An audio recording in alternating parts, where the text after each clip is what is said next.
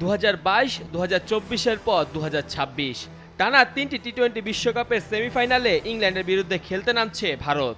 প্রথমটিতে team India শোচনীয়ভাবে হেরেছে, পরেরটিতে জিতেছে বড় ব্যবধানে। মুম্বাইয়ের ওয়াংখেড়ে স্টেডিয়ামে দুই দলই চাইবে ফাইনালে উঠতে। ম্যাচটি শুরু হবে সন্ধ্যা 7:30টায়।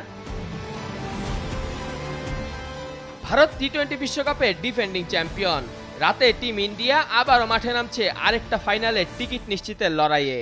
ওয়াংখেড়ের মাঠে প্রতিপক্ষ ইংল্যান্ডের চেয়ে ভারত নিঃসন্দেহে এক ধাপ এগিয়েই থাকবে। ঘরের মাঠে ম্যাচ, তাই ওয়াংখেড়ের 35,000 দর্শক থাকবে ভারতের দ্বাদশ খেলোয়াড় হিসেবেই। এছাড়া সুপার 8-এ দক্ষিণ আফ্রিকার কাছে হারের পর ভারত বাউন্স ব্যাক করেছে চ্যাম্পিয়নের মতোই। জিম্বাবুয়ে ও ওয়েস্ট ইন্ডিজের বিপক্ষে দাপুটে জয় দিয়ে সেমিফাইনালে পা রেখেছে তারা। সেমিফাইনালে অপরিবর্তিত একাদশ নিয়ে মাঠে নামতে পারে টিম ইন্ডিয়া।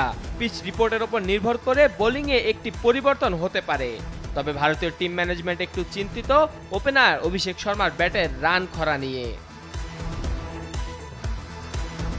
এদিকে হ্যারি ব্রুকের ইংল্যান্ডের গ্রুপ পর্বের শুরুটা ছিল কিছুটা নড়বড়ে। ওয়েস্ট ইন্ডিজের কাছে হারের পর নেপালের বিপক্ষে শেষ বলে জয়।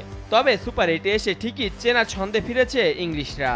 শ্রীলঙ্কা, পাকিস্তান ও নিউজিল্যান্ডকে উড়িয়ে দিয়ে দুবারের চ্যাম্পিয়নরা নিজেদের শক্তির জানান দিয়েছে। অধিনায়ক হিসেবে প্রথম বিশ্বকাপে নিজের বিচক্ষণতার প্রমাণ দিচ্ছেন হ্যারি ব্রুক। পাকিস্তানের বিপক্ষে ম্যাচজয়ী এক সেঞ্চুরি হাঁকিয়েছেন তিনি। অন্যদিকে ফর্মে তুঙ্গে থাকা অলরাউন্ডার উইল জ্যাক্স 7 ম্যাচে 4 বার ম্যাচ সেরার পুরস্কার জিতেছেন। বোলিং বিভাগে জফরা আর্চার দেখিয়েছেন তার বিধ্বংসী রূপ।